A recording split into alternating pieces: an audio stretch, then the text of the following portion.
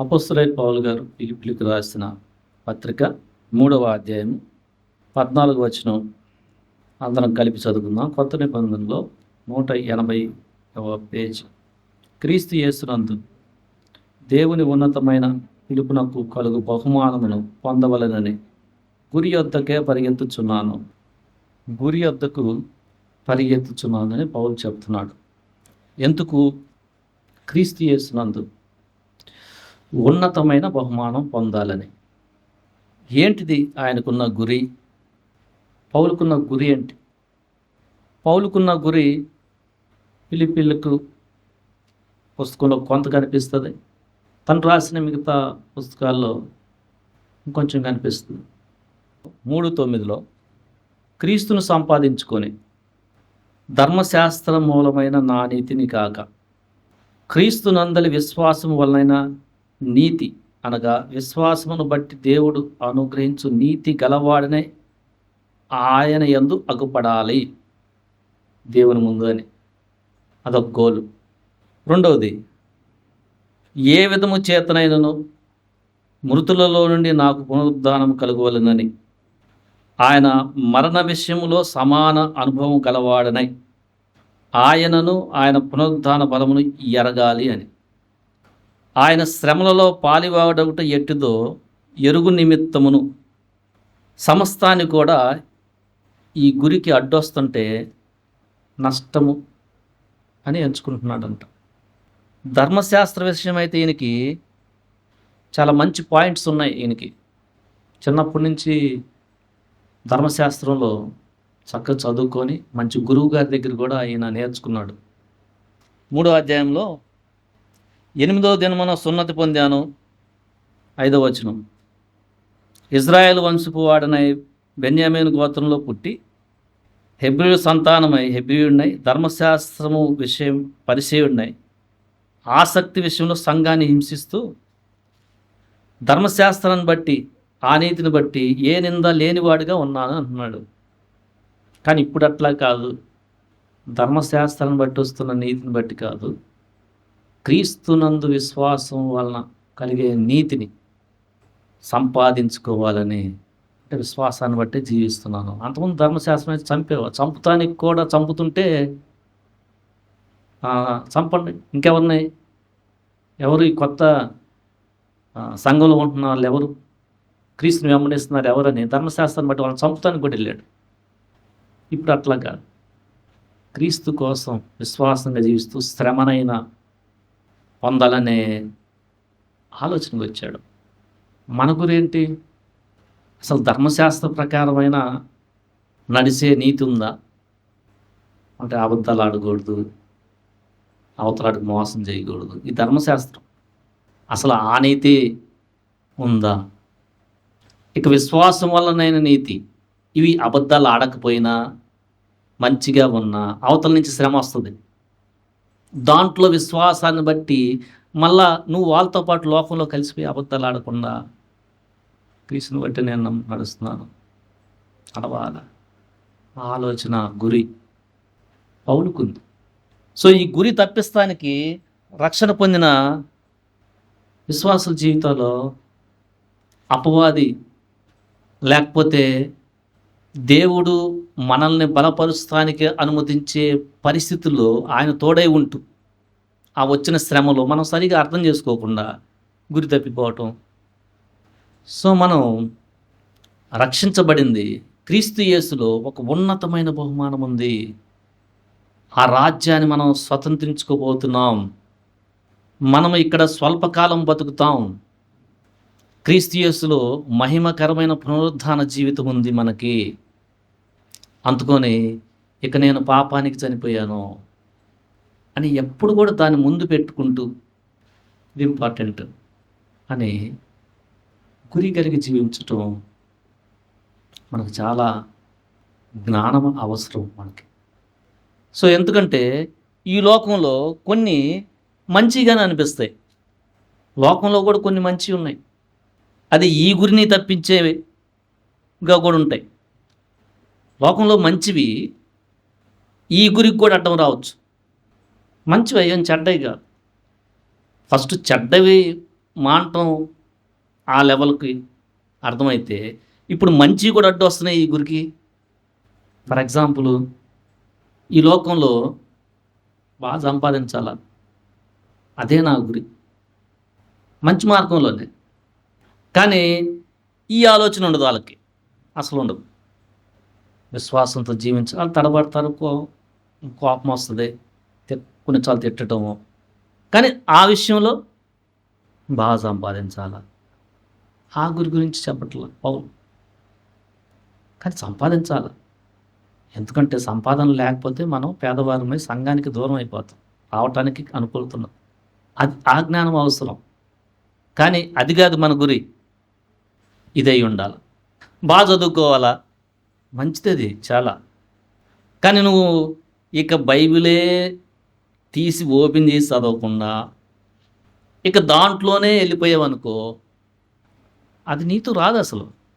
కానీ అది అవసరం, అది మంచిదే. ఎందుకు మంచిది? బాగా చదువుకుంటే జాబ్ వస్తుంది, అంతవరకే అది. ఎందుకంటే నీతో పాటు నువ్వు చనిపోయిన తర్వాత రాదు అది. కానీ ఇక్కడ చాలా అవసరం, దీనికంటే కాదు. అది ఎక్కువైందా ఈ గురి పోద్ది. జాబ్ చేస్తుంటాం, మంచిగా జాబ్ చేయాలా, ఎందుకంటే పెద్ద ఆయన మనల్ని మంచిగా మంచి జాబ్ చేస్తున్నారని అనుకోవాలా, మంచి పేరు రావాలా, మంచిది, తప్పు కాదు. కానీ దాన్ని గోలుగా, అదే గోలుగా పెట్టుకొని నువ్వు టోటల్గా ఆయన నిన్ను ఇబ్బంది పెడుతూ, అయ్యి ఉండవయ్యా 9 దాకుండు, ఈ గురికి నిన్ను అడ్డు తెస్తుంటే కొంతమంది ఈ గురి కలిగి జీవించలేరు. మంచిది అది, అదేమన్నా పాపమేం కాదు. ఎందుకంటే డబ్బులు రావాలంటే ఆయనే కదా ఇచ్చేదనే భయం అవ్వచ్చు, ఇంకా దాంట్లో నిండిపోతాం, ఈ గురి ఉండదు. సో ఇలా ఈ గురిని చూస్తానికి ఈ జీవితంలో, ఈ లోకంలో మంచివి అనుకున్నవి కూడా అడ్డు వస్తుంటాయి. నువ్వు జాగ్రత్త పడాలా, బ్యాలెన్స్ కలిగి ఉండాలా, చెయ్యాలా, చదవాలా. కానీ ఈ గురి ఎట్లా ఉంది? ఆ చదువుతున్న ఆ ప్రదేశాల్లో అసలు ఈ గురి అర్థమవుతుందా? ఆ జాబ్ చేస్తున్న దాంట్లో వాళ్ళు ఎలా పడితే అట్లా మాట్లాడుతూ ఉంటే నువ్వు సొంతగా ఈ గురి వదిలేసి అటు వెళ్ళిపోతున్నావు. నువ్వు కూడా వాళ్ళతో పాటు ఎట్లా పడితే మాట్లాడు. చదువుకునే వాళ్ళు కూడా ఇప్పుడు యవనస్తులు ఉంటారు, బాగా చదివే వాళ్ళే, వాళ్ళు గోల్తో వెళ్తుంటారు. నువ్వు కూడా బాగా చదవాలా, కానీ నీకు అది టాప్ ఫైనల్ గురి కాదు అసలు, రక్షణ పొందిన నీకు. కానీ చదవాలా, ఎందుకంటే దేవుని నామం కనపరచబడటానికి. బట్ నీ గురి ఏంది?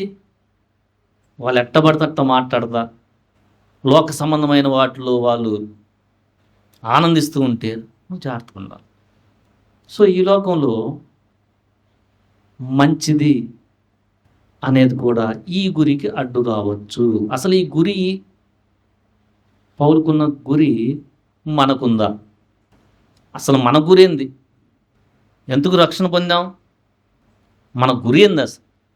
మోషేకుంది గురి, ఐగుప్తు యొక్క పాప భాగ్యాన్ని, నేను అక్కడ ఉంటే ఖచ్చితంగా చాలా ధనవంతుడినే కాదు, చాలా పాప భాగ్యాలు అవన్నీ. అది కాదు నాకు దేవుని బిడ్డలతో శ్రమ, ఎందుకంటే నాకు బహుమానం ఉంది. సో మనకి కొన్నిసార్లు కంఫర్ట్ లైఫ్ ఈ గురిని అసలు ఈ గురి వైపు చూడకుండా చేస్తుంది. సో కంఫర్ట్ లైఫ్ వస్తుంది.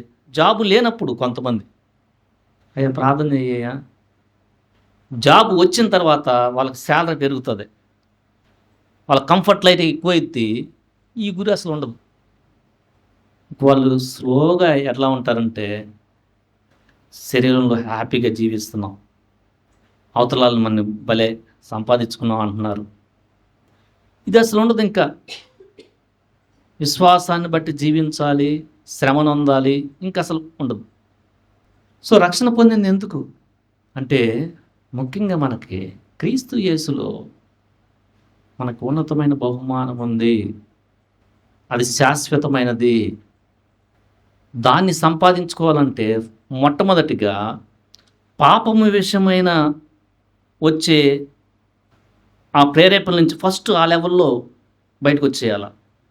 ఫస్ట్ లెవెల్ అంటే అబద్ధాలు చెప్పి సంపాదించటం, అది ఫస్ట్ లెవెల్. లేకపోతే ఏదైనా కానీ ధర్మశాస్త్ర విషయమై వచ్చే కొన్ని ఉంటాయి కదా. ధర్మశాస్త్రాన్ని బట్టి నడవటం కంటే మన విశ్వాసమును క్రీస్తులో ఉన్న విశ్వాసాన్ని బట్టి నీతి చాలా ఎక్కువగా ఉండాలి మనకి. ధర్మశాస్త్రం ఏం చెప్తుంది? దొంగతనం చేయకూడదు, నరహత్య చేయకూడదు, వ్యభిచారం చేయకూడదు, పక్కన ఆశించకూడదు, నీ తల్లిదండ్రులు సన్మానించాలా. రక్షణ పొందిన నీకు ఫస్ట్ అసలు ఈ విషయంలో ఎంతవరకు ఆలోచన ఉంది?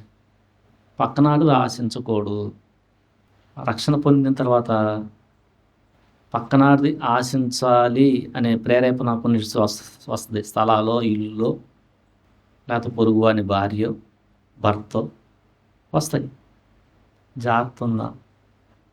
పౌలు దాని గురించి ఆ లెవెల్ కూడా చెప్పట్లేదు ఆయన. ఇక ఇది ఇవన్నీ పోంగా అవమానం వస్తుంది.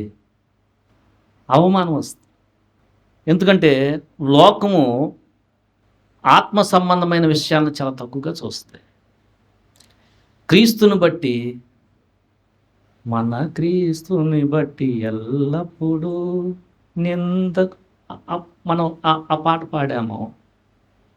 అవమానం వస్తుంది, పర్లేదు, అయినను ఎల్లప్పుడు దేవుడు నాతో విజయాన్ని ఇస్తాడు.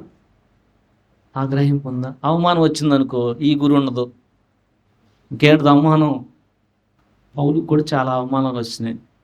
బట్టలు లాగేస్తుంటే ఎంత అవమానం, కొడతంటే ఎంత అవమానం, సువార్త చెప్తుంటే, జైలు వేస్తే మనకెంత అవమానం. సో మన జీవితంలో దేవుడు అనుమతించిన క్రీస్తుని బట్టి అవమానాన్ని పొందుతానికి ఓకే, దట్ ఈస్ గుడ్, మంచిదే నాకు అనే గురి ఉందా? లేకపోతే అవమానం వచ్చినప్పుడు ఏంటిది అవమానం అని ఇక క్రీస్తుకి సాక్షిగా ఉండటం, దాంట్లో నిదానం వెనక్కి వచ్చేయటం. సో గురి కలిగి జీవించడం చాలా ఇంపార్టెంట్. ప్రస్తుతం ఉన్న పరిస్థితుల్లో, ఈ లోకంలో ఉన్న పరిస్థితుల్లో, ఒకవైపు పాపాన్ని ప్రేరేపించే పరిస్థితులు, ఇంకోవైపు అసలు స్పిరిచువాలిటీ గురించి ఆలోచన చాలా తక్కువగా ఉన్న ఈ కాలంలో నీకెప్పుడు కూడా ఈ గురి ఉండాలా. నేను నిన్న విట్ కాలేజీకి వెళ్తే వాడిని ఈరోజు ఇక్కడ తెస్తానికి పడిన శ్రమ అంతంత కాదు. ఈ లోకాన్ని బట్టి చూస్తే చాలా బ్యూటిఫుల్ కాలేజ్, చాలా వసతులు, పర్మిషన్ ఇవ్వయ్యా ప్రతి ఆదివారం పోతానికి అంటే స్ట్రిక్ట్. అదేందయ్యా, మీ పిల్లాడు చెడిపోతాడు, స్పిరిచువాలిటీ పక్కన పెట్టేసి బయట పంపం. ఎందుకంటే లోకంలో దీన్ని అసలు దీని గురించి అసలు ఆలోచనే లేదు. కానీ మనం చదువుకుంటానికి ఒక కాలేజ్ అవసరం. సో అలాంటి విషయాల్లో మనం ఎంత జాగ్రత్త ఉంటే కొద్దిగైనా మనం ఈ గురువు వైపు ఆలోచించగలం. కరెక్టే కదా, అక్కడుంటే చదివేస్తాడు కదా, అదే కదా అనుకుంటే స్లోగా ఏమైపోతాడు. అసలు దీనికి అసలు ఆలోచన టైం కూడా ఉండదు, మొత్తం అది అయిపోతుంది. అది ముందు స్టూడెంట్కి ఉండాలా, రక్షణ పొందిన స్టూడెంట్కి చాలా అవసరం. కానీ నీకు ఈ గురి ముందు ఎప్పుడు లేదనుకో, నిదానంగా ఏంది ఆడపోయి కూర్చో, అవన్నీ శ్రమలే, ఏది చెమ్మటాలేంది, ఏంది సాపలేయటం ఏంది, అక్కడ వస్తే టయానికి భోజనం బ్యూటిఫుల్, అంత నీట్గా కనిపిస్తు, గురి తప్పిపోతానన్నా చాలా అవసరం. కానీ అది చెడ్డది కాదు, చదువుకోవాలి, చెడ్డదేం కాదు. కానీ రక్షణ పొందిన యవనస్తుడికి ఆ పరిస్థితిలో ఉన్నప్పుడు లేదు, వాళ్ళు అట్లా అంటున్నా నేను వెంటనే వాళ్ళతో గొడవేం పెట్టుకో, నా పని నేను చేసుకుంటూ వెళ్ళిపోవాలా అని అది కూడా చదువుతా. ఆ గురి, ఆ బ్యాలెన్స్ అవసరం. లేకపోతే నువ్వు ఈ లోకంలో బాగా చదువుకొని మంచి ఉద్యోగుడు అయినట్టు అంతవాటికే ఉంటావు, శ్రమను తట్టుకోలేవు. నీ కుటుంబంలో శత్రువును ప్రేమించటం, రేపు మ్యారేజ్ అయిన తర్వాత తట్టుకొని జీవించు, ఈ బలమే ఉండదు. మంచివి కూడా కొన్నిసార్లు మన గోల్ని నిదానంగా, ఒకేసారి కాకపోయినా నిదానంగా గోల్ వైపు లేకుండా చేస్తాం. మనం కాన్స్టెంట్గా పోరాడాలి. మనకు ఆ హార్ట్ ఎప్పుడు ఉండాలి. కొన్నిసార్లు మిస్ అవుతావు, ఓకే, నెక్స్ట్ పరిగెత్తు. పడిపోయినా లేచి పరిగెత్తు, ప్రభు సహాయం చేస్తాడు, గురిని రీచ్ అవుతావు. సో ఈ లోకంలో చాలా ఉన్నాయి, గురిని తీసేసేయి. అవి ఉన్నాయని ఎవరికి తెలుస్తుంది? అసలు ఈ గురి ఉండాలా. ఆ మీనింగ్ బాగా చదువుకొని టాప్ ఫస్ట్ రావటం తప్పని కాదు, అసలు భావం అదే కాదు. చదువుకొని మంచి మార్కులు తెచ్చుకొని ఫస్ట్ నీకు అన్ని జనుల మధ్య, శత్రువుల మధ్య నిన్ను హేళన చేస్తూ, ఏంట్రా నువ్వు చర్చికి, నేను కనపరుస్తాడు ఫస్ట్ వస్తే. ఒకవైపు అది జరగాల, కానీ అది ఇంపార్టెంట్ కాదు, నీతో రాదు. కానీ కొంత ఇంపార్టెంట్ ఏంది, చర్చికి వస్తానికి నెమ్మదిగా మంచి ట్రావెల్ చేసి కంఫర్ట్గా, అక్కడైతే అలసిపోతున్నదో దూరం నుంచి వచ్చి ఛార్జెస్ పెట్టుకుని వచ్చి ఉపయోగపడదు. దాని చాలా అవసరం. నీ కుటుంబాన్ని రేపు నెమ్మదిగా నడిపించుకుంటానికి అవసరం. బట్ అది నీకు బహుమానం ఇవ్వదు. దాన్ని కూడా అందుకునే జ్ఞానాన్ని తెలివి తీస్తాడు. బట్ నువ్వు దాన్ని సెకండరీగా పెట్టుకో. మెయిన్ గోల్ ఇది. అది కూడా దీనంత కాదు. మీరు క్రీస్తులో లేపబడిన వారైతే పైనున్న వాటిని ఎతకండి, భూ సంబంధమైన వాటి కోసం కాదు. అంటే వీటిని ఎతకద్దాని కాదు, వీటిలో కొన్ని మంచి ఉన్నాయి, దాన్ని ఎంత వాటికి ఎతకాలో అక్కడ పెట్టు, ఆ ప్లేస్. అసలు జాబ్ చేయకపోతే నువ్వు దరిద్రుడు అయిపోతావు. అట్లా నా జ్ఞానం ఏంటంటే చెయ్యాలి. ఎందుకంటే నేను ఎవరికైనా హెల్ప్ చేయాలన్నా, నేను ఫస్ట్ కంఫర్ట్గా ఉండాలన్నా. బట్ అది కాదు నా గోలు, క్రీస్తు యేసునందు ఉన్నతమైన బహుమానం పొందాలని. ఈ గోల్లోకి వెళ్తుంటే నవ్వుతాడు ఒకడు, నింద వస్తుంది. సువార్త చెప్పాలి అనే ముందుకెళ్తుంటే చాలా ఇబ్బందులు వస్తాయి. దాంట్లో కూడా నేను సువార్త చెప్పాలా, కొంతమందికైనా నా లైఫ్లో నాకు ఎదురైన వాళ్ళకి సువార్త చెప్పాలా. అది నాకు దేవుడిచ్చిన పని. ఆ గోల్ ఉండాలి మనకి. ప్రభు కోసం ప్రయాసపడాలా, ఎందుకంటే రేపు ఆయన బహుమానం నాకు ఇస్తాడు. సో మనం ఇక్కడ ఈ అధ్యాయంలోనే 4వ అధ్యాయంలో ఫిలిప్పీయులకు రాసిన పత్రికలో 8వ వచనం చదవండి.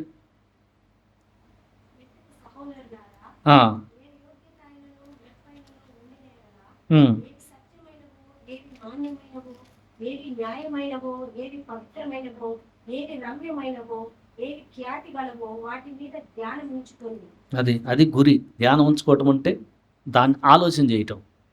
ఏం సత్యమైనవి, ఏం న్యాయమైనవి, ఏవి పవిత్రమైనవి, ఏవి ఖ్యాతి గలవి, వాటి మీద కాన్సన్ట్రేషన్ ఉండాలా. రక్షించబడిన మనకి ఈ గురుందా, ఉన్నతమైన ఏంటి ముఖ్యం. మార్తాతో చెప్తున్నాడు, మార్తా అనేకమైన పనులు ఉన్నాయి నీకు, ఏది ఇంపార్టెంట్? పనులు కూడా ఇంపార్టెంటే.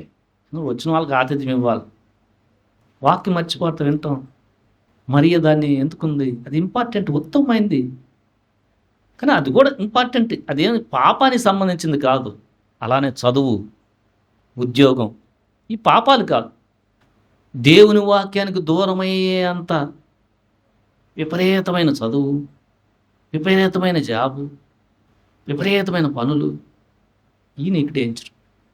ఎందుకంటే రేపు అవి నీతో రావు. శాశ్వతంగా వచ్చే వాటిపైన గురించు, నీతిగా జీవించు, అక్కడ నీతి ఉంటుంది. పరిశుద్ధంగా జీవించు, అది పరిశుద్ధమైన పట్టణం. అదే ఈ రాజ్యం కోసం నువ్వు పని చెయ్యి, నీకు బహుమానం ఉంది. అది సువార్త పైన, ప్రార్థన పరిచయం, ఏ చర్చికి సంబంధించిన పని అయినా చేస్తానికి సిద్ధంగా ఉండు. నీ ముందు పౌలుకున్న గురి ఉందా? ఆ గురి అసలు అర్థమైందా? ఫస్ట్ అర్థం కావాలి. విశ్వాసాన్ని కలుగు నీతిని బట్టి అంటున్నాడేంటి పౌలు? ధర్మశాస్త్రాన్ని బట్టి నీతి, దాన్ని కాకుండా దీన్ని బట్టి అన్నాడండి.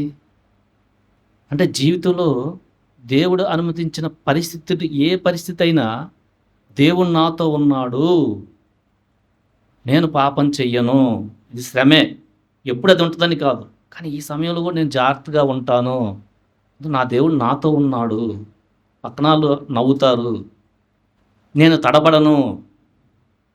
ఇది గురై ఉండాలి. ఈ గురిలో జీవిస్తే నాకు పునరుద్ధానం ఉంది.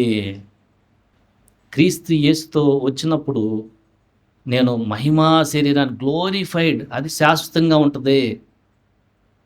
కొన్నిసార్లు ఇక్కడ శ్రమ రావచ్చు విశ్వాసాన్ని బట్టి వెళ్తుంటే, కానీ నేను ఈ గురిని విడవను. ఇది సత్యమైంది, పరిశుద్ధమైంది. వల్ల పాలు పంపులు పొందుతున్నాం. మన గురి వద్దకు ప్రయాణం ఉందా? పరిగెత్తున్నాడంట ఆయన, స్లోగా కూడా నడవట్లా. ఈ గురి అసలు మనకి ఫస్ట్ పెట్టుకున్నావు. నీ గురి ఏంటి? అసలు నీ గురి ఏంటి? ఒకప్పుడు ఏమైనా పని చేయాలనుకుంటున్నావు ప్రభు పని, ఇప్పుడు ఎట్టుంది గురి? పరిస్థితిని బట్టి గురి మార్పు ఏమైనా వస్తుందా? రివైవ్, క్రీస్తులో మళ్ళా ముందుకెళ్ళు, గురిని అందుకుంటావు. నీ గురికి దాన్ని తీసివేసే అడ్డొస్తున్న ప్రతి దాన్ని పట్ల కూడా నువ్వు జాగ్రత్తగా ఉండి బ్యాలెన్స్లో పెట్టు, వాటిని దాన్ని బ్యాలెన్స్లో పెట్టు. అప్పుడు ఈ గురిని నువ్వు అందుకుంటావు. దానికి ఉన్నతమైన బహుమానము ఈ గురికి ఉంది. ఈ గురికి వెళ్ళేటప్పుడు ఖచ్చితంగా శ్రమ వస్తుంది. ఈ గురిని తప్పించే ప్రయత్నం అంతా అపవాది చేస్తాడు. నేను వస్తూ ఉంటే బండి ఆగిపోయింది, చేబ్రోల దగ్గర దాటాక నైటు. అరే ఇప్పుడు ఎట్లా ఇదంతా కూడా వాడిని జస్ట్ ఇక్కడ తెస్తానికి ఎంత శ్రమ, ఈసారి అంత ఎందుకులే రావచ్చు. మళ్ళీ అంత కన్విన్స్ చేసి నేను వెళ్ళి తేవటం, పేరెంట్ లేకపోతే పంపించడం, అంత దూరం 100+ కిలోమీటర్స్ మళ్ళీ వస్తుంటే బండి ఫెయిల్. అరే దీన్ని మంచి పని అనేది, దీనికి మళ్ళీ ఈ ట్రబుల్ ఏంది, ఈసారి ఎంత శ్రమ ఎందుకులే, ఒకసారి చెప్తానికి రావచ్చు. అంటే ఎప్పుడు వెళ్తామని కాదు, బట్ అది కాన్స్టెంట్గా మనం ఈసారి తప్పిపోయినా మళ్ళీ రావాలా ఉంటే అప్పుడు వాళ్ళు పర్మిషన్ ఇచ్చేస్తారు. లేదనుకో ఏముందిలే, మనం వాళ్ళతో పాటు సిస్టమ్స్లోకి వెళ్ళిపోతాం. వాళ్ళు మనం తప్పట్లా, మన గురి అసలు వాళ్ళకి అర్థమే కాదు. ముందు మన గురి మనకు అర్థం కావాలి కదా, వాళ్ళకి ఎదురికి అర్థం కాదు. ఏం స్పిరిచువల్ అయ్యా, అబ్బాయి బయటికి ఎదురు చెడిపోతాడు. ఎందుకంటే ఆయన చెప్పేది ఒక కోణంలో సత్యమే, బయటికి వెళ్తే చెడిపోయే వాళ్ళు ఉన్నారు. కానీ నువ్వు చెడిపోవు, నీ గురి ఏంటంటే ఇది. సో లోక సంబంధమైన ఆలోచనలు ఎప్పుడు కూడా ఈ గురిని నీవు ముందుకు నడిపిస్తాయని అనుకోవాక. ఈ గురి చాలా డిఫరెంట్. ఇది అందరికి అర్థం కాని గురిది. ఆ బండి మళ్ళా 3 కిలోమీటర్లు లాక్కుంటూ వెళ్ళి చేబ్రోలుకి, వాడు కూడా చాలా మొత్తం చెమటలు తడిసిపోయి బాగు చేయించి 2 గంటలు లేట్ అయ్యి రాత్రి వచ్చేదాకా 10 దాటిపోయింది. ఇదంతా ఎందుకు? ఈ చిన్న వాక్యాన్ని అంటే ఎంత అనిపించవచ్చు. అంటే ఎప్పుడు అట్లా జరుగుద్దని కదా, ఎప్పుడు అలా చేస్తాం కదా. ఒకవేళ చేయకపోయినా నెక్స్ట్ చెయ్యి, ఎప్పుడు మనసు కలిగి ఉండు, దేవుడు బ్లెస్ చేస్తాడు. ఎందుకులేయ్యా ఇదంతా అన్నావు అనుకో, సరే ఒకసారి అన్నావు, కానీ రివైవ్ అవ్వు, ఆశ కలిగి ఉండు. నో ప్రభా, నా చెయ్యిస్తున్నాను, నువ్వు సహాయం చేయి. ఈ లోకంలో ఉన్న వాటిని బట్టి ఈ గురి తప్పిపోతున్నాను. ఒక ఆయన తేమ అనే ఆయన ఫస్ట్ పౌలుతో బాగా పరిచయం చేశాడు. 2 తిమోతి 4:10 చదవండి.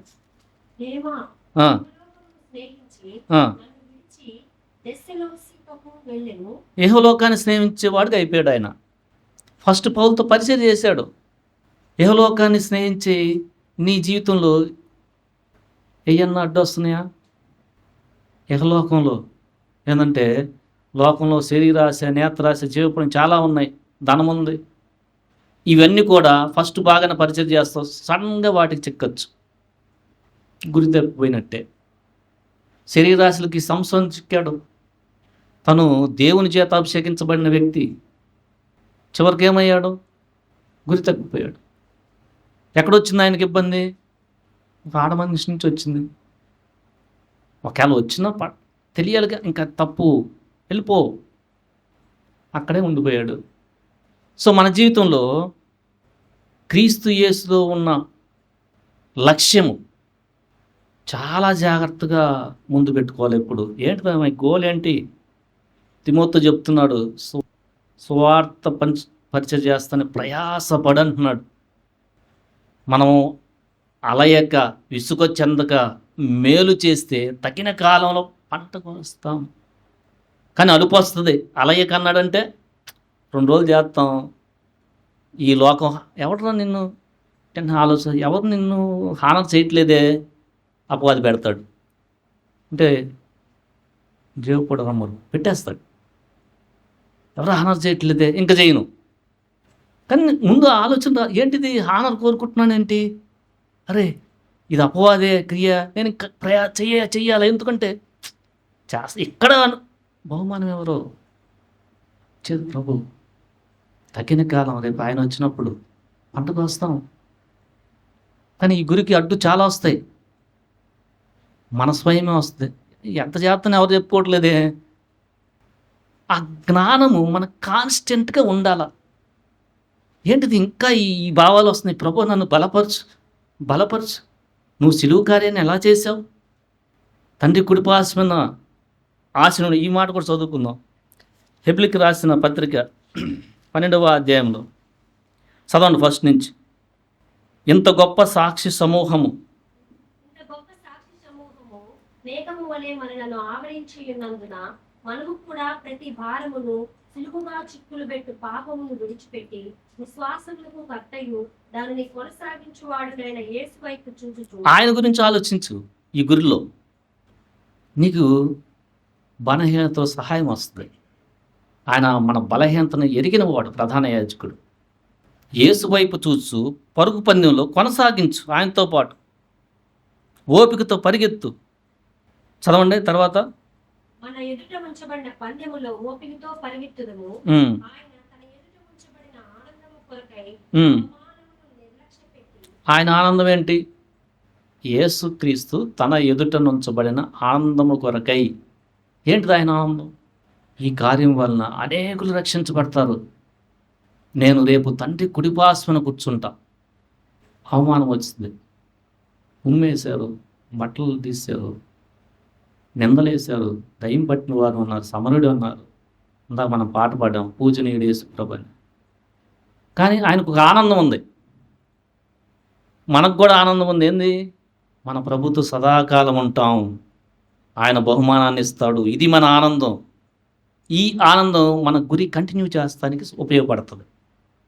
సిలువను సహించి దేవుని సింహాసనం యొక్క కుడిపార్శ్వమున కూర్చున్నాడు.